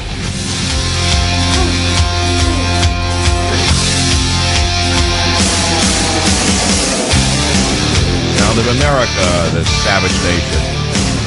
I don't know about you, but I grew up. Well, I always loved cars. I grew up in the age of the hot car, drag racing on streets where you weren't allowed to drag race. The connecting highway in Queens was a famous place. And the sound of motors. The sound of motors is still in my head. I'm still a car nut to this day. There was a while I went through a phase of saying, oh, who cares about such things? Till I realized that the most humble Arab in the desert cares about which camel he has. And his status is based upon how fast this camel can run. Since mankind could mount something and use it to ride, whether it be a pony in the air steppes of Asia, or a camel in the Middle East, as I said, man has been obsessed with motion of this type. So I'm a car nut. And it's a hobby of mine. And you know I collect cars. Few. I don't have enough space, or I would have more. I've been trying to buy a big garage building, by the way. I can't find one where I live. There's no spaces here. It's sickening, right? I know what I'd buy. There's certain cars I want to get, like a 53 Cadillac convertible, a 49 Ford, things that I want that I would get. But anyway, right now I have a number of cars. So two of them are Jaguars, an XK150 1961 drop-head coupe, like gorgeous, drop-dead gorgeous, and then a 1970 XKE Series 2 4.2 Roadster. And I've spent a lot of time and money repairing them. They were in nice shape when I got them. They always look good. I never would buy a junker to restore. They were good drivable cars. But they're troublesome. And I get troublesome cars because I like troublesome things. Everything in my life has to be slightly troublesome for me to enjoy it. Otherwise, what's the point? And secondly, there's a beauty in something troublesome that you can fix and make run right, by the way. So to make a long story short, I wanted to talk a little bit, I never do, about my hobby of cars because it's such a big thing in America. Every month I go to the bookstore and I see the bums in Barnes & Noble, like yesterday. I get a Hemmings Motor News sports car market. There's always a guy or a few eating a cake and drinking coffee and ruining magazines and books. I'm the kind of guy that takes it. I stare at them. They stare back at me. So I pointedly said to my assistant yesterday as I picked up Hemmings Motor News, I said, oh, here's one without cake crumbs in it, no coffee stains. And I look at the guy, so he stares at me, this old man. The coffee he was drinking, by the way, wasn't even from the Barnes & Noble store. He brought it from home. You know the type, don't you? The type, you know that going to a bookstore and taking advantage of them by reading magazines for free or books is the equivalent of shoplifting. But I'm from the old school. I wouldn't do that. I mean, I'll glance at a magazine. If I want it, I'll buy it. Otherwise, I'll put it back neatly. I see pigs in these bookstores. I don't know how these stores survive. That's like millions of dollars worth of pilferage, letting people sit there forever. I don't know why they don't say there's a 5-minute, browsing limit. Why don't they do that anymore? But anyway, getting back to the cars. You look at the auctions around America. We all watch them in passing. Mecum auctions. And people buy the cars and they get crazy and they take it home. And they say, what did I buy it for? They don't even know why they paid so much. They get excited at the auction. So I picked up the Hemmings Motor News, and I see the cars now. The Porsche 911T is becoming hot, the older Porsches. The 57 Chevy Bel Air. Everybody's seen one of those, right? Even when you were young, if you were alive at the time, the 57 Chevy was hot. Remember years ago I had a 65 Caddy convertible? I know, why am I not talking about terrorism or Montana? Because I did it already. I'd rather talk about cars for a little while. So years ago I had a Cadillac 65 that I had on stage, by the way, this 65 red Cadillac convertible, it's still online somewhere. I used in a stage performance back in when I don't know, year 92. I don't remember the year. Teddy was a baby. I had him on stage. It must have been 92. I don't know when. He was a little black poodle. He's all gray now, like me. And but it's years later. I had the 65 Caddy. I used it as part of my performance, a red one. I sold it a number of years ago through Left Coast Classics up in Sonoma. A guy bought it up in Alaska, I think. It's still around somewhere. So cars is something I want to talk about for a minute because the market's very exciting. And apparently it's a huge hobby in America. Not what the reporters would let you. Have you ever seen a reporter from the New York Times talk about the Americans who love cars and collect them? No, you haven't. Because we're supposed to think only about green cars. Cars that run on batteries. Of course, they don't look at the cost of the building, of putting energy into the battery, which is higher than that of putting the energy into a tank through a tank of gasoline, if you actually do the analysis. But so, are you a car collector? I wanted to talk about cars. So I had the mechanic over. I told you, every time I drive the XK, it's $800. I don't know how it happens. I drove it down the hill and drove it up and started to leak oil after I had it repaired. I had these valve cover gaskets replaced because they were leaking. There was a leak coming out of it. I don't like leaks. I have the pan under the thing in the garage. So he says, oh, it's the valve cover gaskets. He's a nice guy. I trust him. And he repairs them and something else, I don't know what else, comes back. I took it for a long ride over the weekend, like 8 miles, and oil was coming out of another part of the XK engine. So I called him up. He said, all right, he's a nice guy. He came over with his torque wrenches yesterday, and he tightened up the valve, not the valve cover gaskets, but the gaskets, the oil pan gaskets. I don't know what the other gasket. So I like to do it. It relaxes me. You know why I like to watch and learn a little bit about cars? Because it's doable. In other words, if something's wrong, A, you can figure it out, and B, there's an answer to the problem. It's not esoteric. It's there. So either the gasket was bad, or this was bad, or that was bad, or there's blowback through the pipe. So I watch him talk down the things to a certain amount, and we talk about cars. Then I went to the bookstore, and I picked up Sports Car Market, and the cover of it shows an XKE, a Series 1. It says, always in style, $327,000. I said, what? Now, of course, I have a Series 2, which is worth about much less than that. Then there's the $2.6 million Ferrari F50. I can't believe the prices at these Amelia Island and Mecum auctions that cars are bringing. And I know that the average guy out there is not buying a $2.6 million or $555,000 Aston Martin, but he is buying a Chevy. He is buying a Ford. And I wonder why people pick certain cars as part of their hobby car collection, whether it's one car or 3 cars. Is it a 57 Chevy Bel Air because it reminds you of your youth when you couldn't afford it? Or is it an 06 Ford GT, which is worth millions of dollars if you can believe that? I can't believe the prices that they're bringing. You look at this 1995 Ferrari F50, sold in 2016 for $1.9 million. Say, wow, what is going on? Where's all this money coming from? Now, I know it gets the greenies insane to see the people collect cars and still love them and go to these auctions, you know. Corvettes are a big deal. You're not going to buy a Bugatti, you might buy a Corvette. So everyone has their little thing, and I want to talk about car collection for a while. I think that would be fun to do. How about a 1966 Ford Shelby GT 350 convertible? Did you ever think it would be worth $300,000? Unbelievable, right? It's hard to believe the prices. I like to study these things because it's a symptom of our times. How about a Mercedes-Benz 300 SL Goldwing? What do you think they're worth? They're one of the most beautiful collectible cars in the world. Maybe it's falling on deaf ears. I'd rather talk about cars for 15 minutes than talk about Islamic terrorism, if you don't mind. There's enough trouble in the world. Or I'll put it to you this way. What is your hobby? What do you, the listener of the Savage Nation, do to tune out from the politics of the day, from the evildoers in the media, the liars and lousy liars who are always trying to destroy Trump? We've had enough of it. What's your hobby if you want to go past cars? I mean, not everyone's into cars. Some are. I don't know what people do for hobbies. But I look at these prices, I'm just shocked at them. And they're bringing more and more money every day that you look at them. Going up and up and up. I don't know where it's going to end. Like anything else, nobody really knows.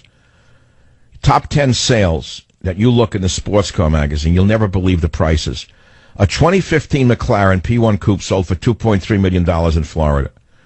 A 1956 Maserati A Maserati from 56 sold for $2.3 million. A 55 Ferrari 250 Europa sold for $2.2 million. You hear these numbers? A 12 Bugatti sold for $1.6 million. A 49 Aston Martin DB Mark II sold for $1.5. And a Fiat, even a 53 Fiat 8V Supersonic Coupe sold for $1.3 million. But the shocker here are the Porsches that are going up in value. Here is a 1977 Porsche 934. It was a racer, true. It sold for $1.3 million. So, I mean, you look at where the heck is the money coming from? And what are people doing with them? And it's an interesting thing. I mean, the whole thing of restoring cars, it's almost a cult.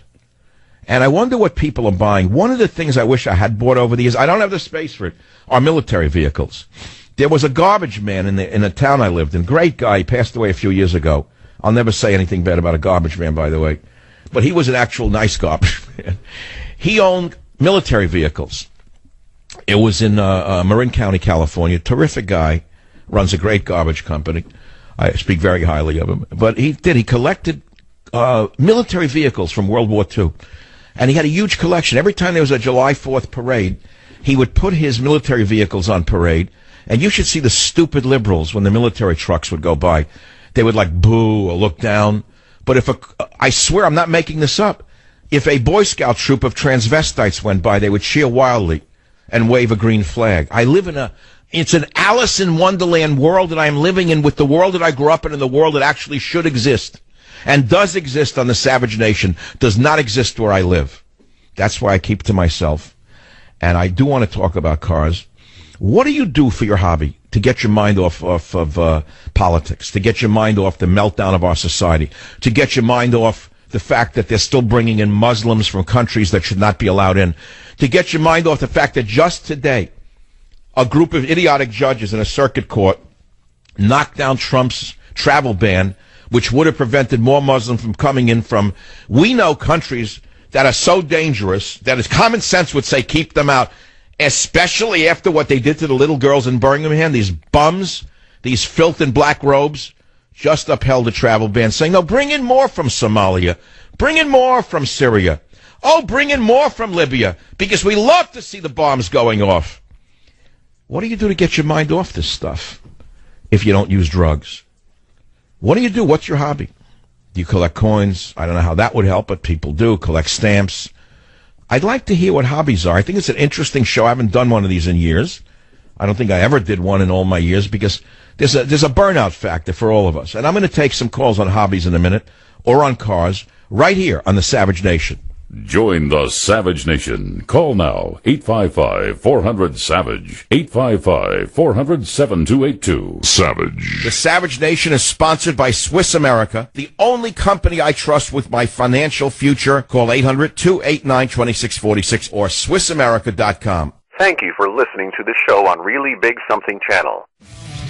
See the USA in your Chevrolet. America's asking you to call. Yes, indeed. Takes me back to a time in America when women wore white gloves in the streets of San Francisco.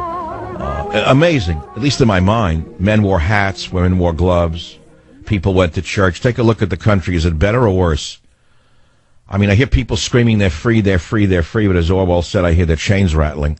That's why they're addicted, whether it be to drugs or sex or rock and roll. They're addicted. And we're talking about hobbies now, because hobbies do relax people. I know, oh, a hobby? My hobby is spiking my arm with heroin. Oh, a hobby? I go to orgies every night. That's my hobby. Good for you. Get back to me when you're 50. So the article came out, by the way. I multitask. Michael Savage, if Trump talked with Russia, so what? Talk host predicted in October Dems would claim victory illegitimate. It came up 6 minutes ago on WorldNet Daily. I linked it on michaelsavage.com. I sent it to my friends in the media. I hope it gets wide exposure. I'm going to send it to Donald. Where is he now? He's not going to get it. I'm going to send it through people. If Trump talked with Russia, so what? He's got to understand this was a setup from the get-go, right? So we're talking about hobbies. That's all. Linda on KSFO. Linda, what is your hobby? Yes, I have a 1957 Chevy, four-door sedan, turquoise and white. I'm 50 years old.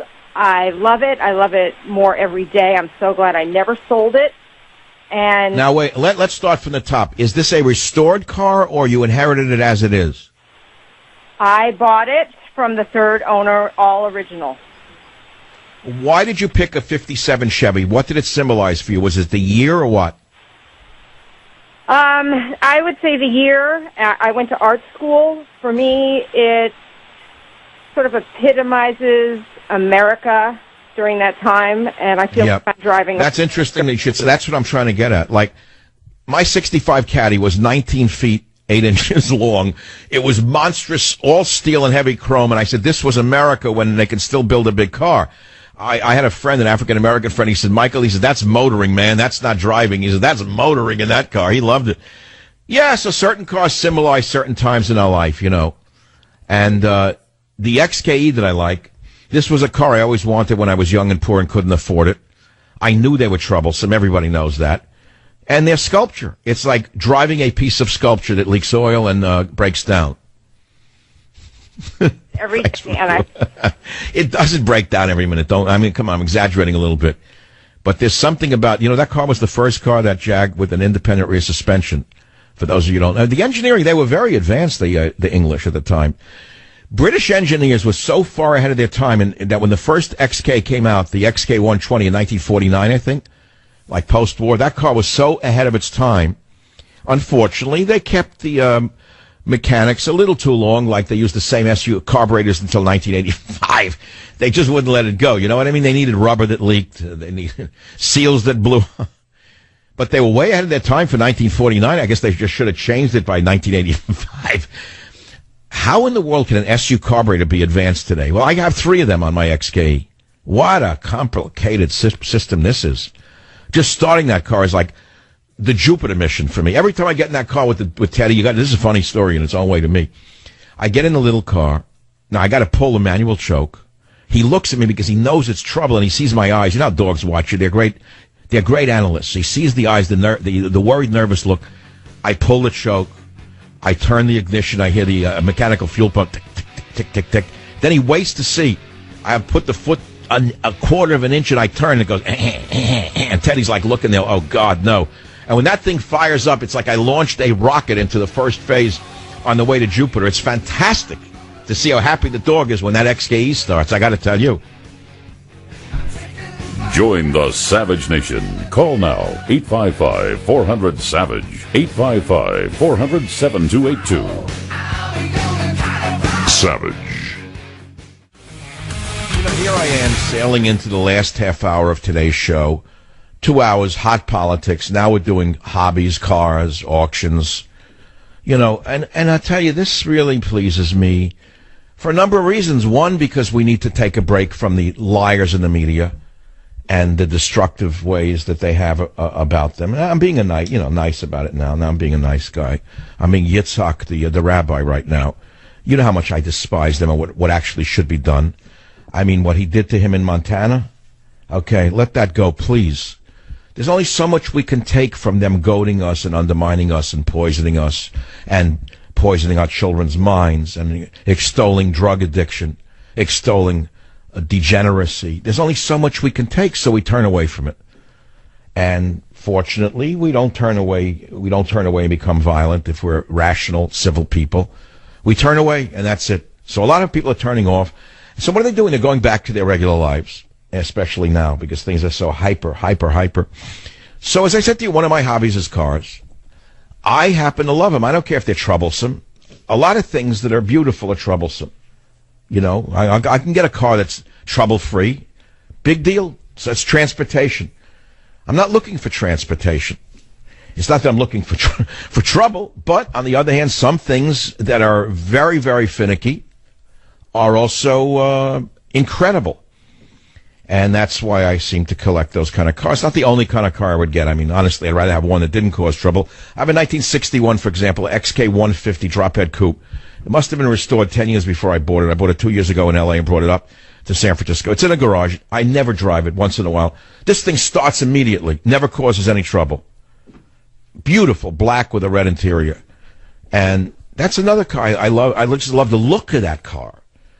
My mechanic said in all the car shows he's ever gone to, he's never seen one like this with absolutely straight body panels. My father taught me, We only bought used cars when I was young because that's what I had the money for. So the first thing he taught me is you get on your knees and you look down the side of the car. The first thing you look at is to see if the chassis was bent in those days, right? If it had been in a collision, the chassis would have been slightly off. Now, who ever knew about that stuff? My father taught me these little things. Then he said, look along the two sides, left and right, and see if there's any ripples in it. That means it was hit. Little things, a big deal, because nobody buys used cars in America. It's disposable. You lease a car for 2-3 years, and you send it back. You leave it in the sun, the leather rots. You don't care. I'm a guy, I have ding neurosis. Whatever car I am driving, I'm the guy who parks in the far end of the parking lot. I've total ding neurosis. I'll drive around, and I'll look, and if the spot's not wide enough, I'll leave the lot. I'll go to another lot. Okay, say I'm crazy. I am a meticulous owner, and it's not only of cars. Everything I own, I've been that way. I value the possessions that I have, and there's a certain pride I have in maintaining them, whether it be my shoes or my car, to be very honest with you, or the gun. You keep your gun oiled? Do you keep your clock oiled if it's an old antique clock? So it's the same thing. I don't want dings in my car. It gets me agitated to see a ding in the door. Some of you don't care. All right, that's how you are. So I got the ding neurosis thing. I drive to the edge of the lot. If the spot's too narrow, I mean, it's crazy. But I don't think I'm alone in this. I think a lot of people have ding neurosis. Why? You can have a beautiful car, want a schmuck to pull up next to you in a Prius that says Obama on it, Obama 08, and slam your car? That'll make you crazy if you come back and see that. What are you going to do? What are you going to do if you come back and you see a guy ding your beautiful car and you know he did it on purpose? What are you going to do? Nothing. You're not going to key the car. You're not a Democrat. You're not going to take out a knife and puncture his tires. You didn't vote for Obama. You didn't vote for Bernie. So what you're going to do is nothing, and you're going to eat it. That's all. So anyway, so the point is that, yes, I like possessions, and sometimes if they're quirky, what are you going to do? I'm quirky. But so what? I'm like a high-performance V16 car. Of course I'm quirky. I have to be oiled right. I have to be the right temperature, or else the V16 doesn't run properly. You want to get a 4-cylinder engine that runs off a battery, that's not me. There's plenty of people in the media who are like 2-cylinder, or like a 1-cylinder Renault from 1910. Look at Don Lemon. In the cylinder department, he's got like a 1-cylinder operating inside his head. I don't know what kind of fuel he runs in there. So what is your hobby is what I'm asking you. When I want to ask the audience something. I want to relax. I want to relax in the show this summer. I'm feeling great, by the way. I don't know where my energy came from. I have more energy now than I've had in 30 years. Now it sounds like I'm going to sell a pill. I swear to God, it's unbelievable.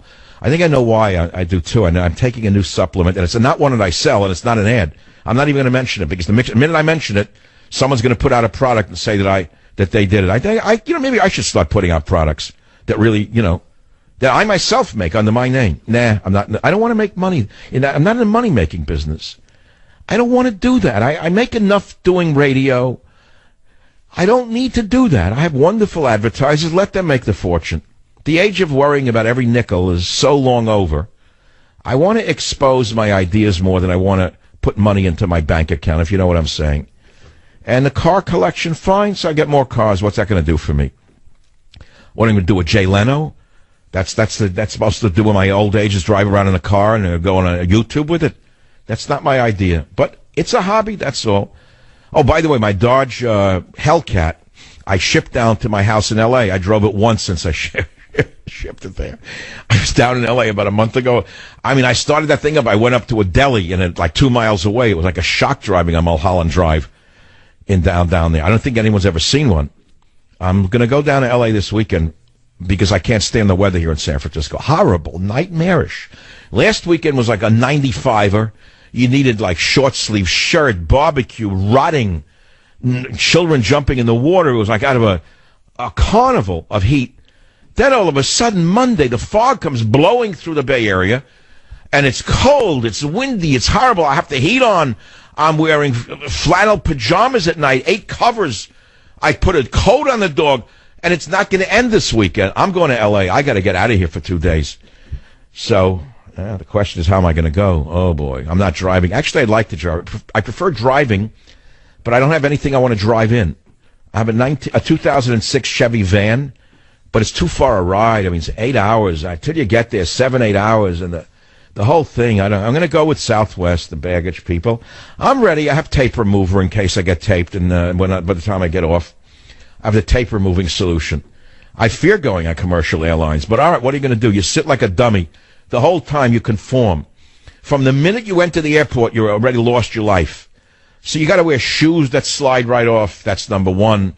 Then you got to let people who are basically gangbangers search your body cavities without people you would normally avoid at all costs in your whole life. You spent your whole life trying to get away from them. There they are, putting their fingers all over your body for no reason. You give it up. So I'm not looking forward to that part of it. I'll wear loose clothing. I won't wear any watches. I'll take nothing personal. No matter what he says, yes, sir, a moron, yes, sir, whatever you say, yes, sir, sure, sir, yes, sir, yes, ma'am, yeah, right, I really respect you. But okay, TSA, right, I respect you. Guy could come through with a ticking time bomb and wires hanging out of his body, but if he's talking in Arabic, they'll let him right through. But your grandmother in a wheelchair, if she looks Irish and she's wearing a nun's habit, they'll strip her naked in a back room. That's the country you live in. That's what happened to this country because we're so passive. But anyway, getting back to to hobby cars here, you could see why a person needs to relax in looking at car magazines. By the way, I got to tell you something. I want to be I got to do this in a very dignified manner. You know how there's bathroom reading that helps you like get your mind off problems so that things like nothing better than car magazines. I got to tell you, perfect. The most natural, organic way to keep yourself like functioning properly is like read car magazines if you're into it. I don't know, read other hobby magazines. I don't think reading an ammo magazine is going to do it for you. That'd make you tense. Like how to put an X in the lead on the bullet in order to go to Bozeman, that kind of thing. So what is your hobby? I got plenty of people calling, that's all. Oh, here's one. Kevin on KSFO, line 3, San Francisco. Kevin, what's on your mind? Well, Dr. Savage, it's a tale of two Jaguars. The first, my dad hated Jaguars. He grew up in the body and fender business and was a pretty good mechanic, but my mother loved Jaguars. And so he would buy old Jaguars and then put good paint jobs on them and sell them. And I lived in Texas when I was a little kid. My dad was going to school there. And our nanny needed an operation to save her life. And there was no medical insurance. There was no health care. This is before Medicare. And so my family sold the Jaguar to pay for her operation. What year was this? Actually earned. Go ahead. What year was this? This is 1962. Oh my God! So how much could you have sold it for? It had a really good lacquer coat. About an 8 or 10 coat lacquer job on it. So yeah, and how much money did you get? How much money did you get for it? About $2,500, I believe. Wow, you couldn't even buy like a wire wheel for that car today. But look, they're just beautiful to look at. They're nice in the garage. You know what these cars are for? The Italians have it down in Italy. The Ferrari owners in Italy, they have these, like let's say a Tuscan estate or whatever, like the type that Obama stays in, the man of the poor. They have a barn, like an upgraded, beautiful barn.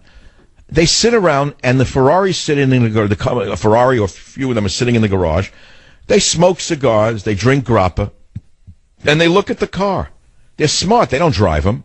What's the point of driving a Ferrari? What good is that? They'd rather look at them, like many things that are made to be looked at and not driven. We'll leave it at that. Barry on KBET in Las Vegas, line 5. What's your hobby? My hobby, and I've mentioned this to you before, is a 1950 MG TD Roadster that my dad drove into San Francisco from Santa Rosa. He knew the general manager of your British Motors there in San Francisco. Paid $1,850 for a bright red leather interior. He drove it home to Santa Rosa. Years later, I went there after I graduated. He promised me. I picked it up. I brought it here to Las Vegas, Nevada. I meticulously went through it. That was my hobby and pleasure for years. And then last year, I packed it out of the garage, and I said, you know something? It's my son's time. When I called him up and I said, come down and get the MG, he was elated. He lives in Boulder City, Nevada. He is now bright red again, and he just loves it. It's given him a pleasure for another 30 years. So we've had it. So wait, you're saying the same car your son now owns that your father owns, the same exact car? Exactly the same car. My dad, the only thing he did to it, he put brand new wire wheels on it, because those stock wheels are very boring looking. And in 1955, he wanted to up it a little bit as far as power. He put a 1955 TF MG in it, which was 1,500 instead of the 1,250 cc. What, they run Webers or SU carburetors in that one? SU. Yeah, they're tricky. They're weird carburetors. They have a nice sound to them, though. I like the sound of the air being sucked through them. You know how when they start, they have a nice hiss to them. Well, thanks for that one. See, here's the question. I know maybe, I should be talking about the bombing or the this or the Trump or the Montana. I did it already. I'm not going to just beat it to death. You know what I'm saying? We're talking cars, hobbies. I'm explaining it to you. It's peaceful to sit in the garage and figure out what's wrong. Now, look, I'm no expert mechanic, and these are very complicated cars, many of them. The newer cars are far more complicated, but they're less trouble. They're so amazingly advanced, our cars of today, that they very rarely cause trouble, especially within a certain mileage period. And so people are not into it. Who picks up a hood of a car today, even in a gas station? Let's do a cultural thing for a minute. You go to a gas station, guy gets gas, and that's the end of it. Or she pumps her tank and walks away. How many people do you see lifting a hood and checking the water and checking the oil? Nobody. Well, when I grew up, that was standard because they all lost oil and they all lost water. So everybody knew how to look for the water level, and they had the little tricks that if they're on a road trip and the car was overheating, they learned that you take the water hose in the garage or the gas station and you run it on the radiator, on the outside of the radiator to cool the car down. Now, who even remembers that? Nobody. Or the oil stick. How many people listening to the show ever pull the oil stick out of their car and check the oil? Never. Because you figure, I don't do it. It doesn't need it. They're perfect. Well, all right. So it's another time. So is this an antiquated thing to do? Yes. Is it a foolish thing to do? No. Does it relax most people who do it? Yes. And there are reasons for it. And they're quite understandable. Because these are known problems, have known, in other words, if you can figure out what's wrong, and it's easy to do with a good mechanic, then there's a fix for it. Now, wouldn't you love in your own life if you could open up your brain and find out that it's a screw loose that's here that you can fix?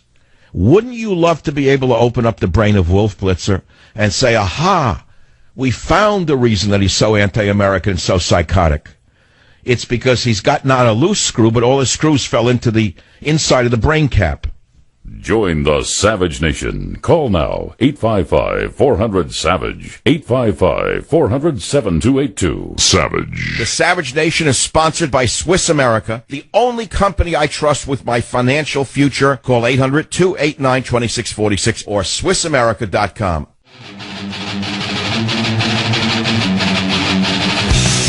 You know, this punk reporter, this Ben Jacobs, who set up the Gianforte for U.S. Congress, let me tell you something.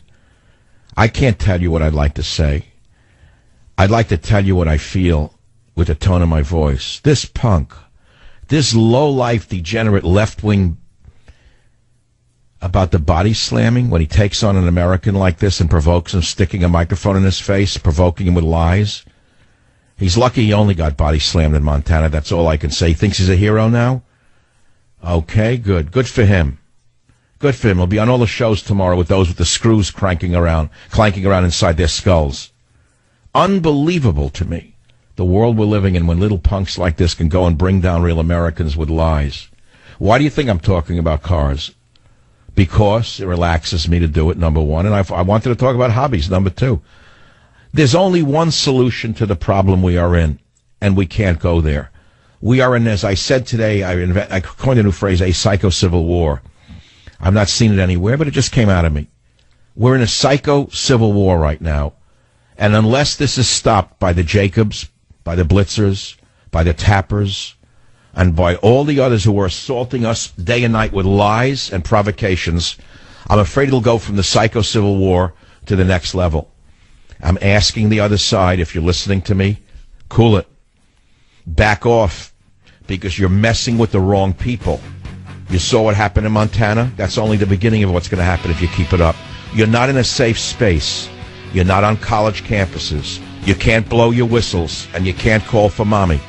And one day you're going to be in the wrong place at the wrong time with the wrong person. Back off, cool it, stop your provocations, because you're doing the wrong thing for America and the wrong thing for your own safety. And on that note, good night.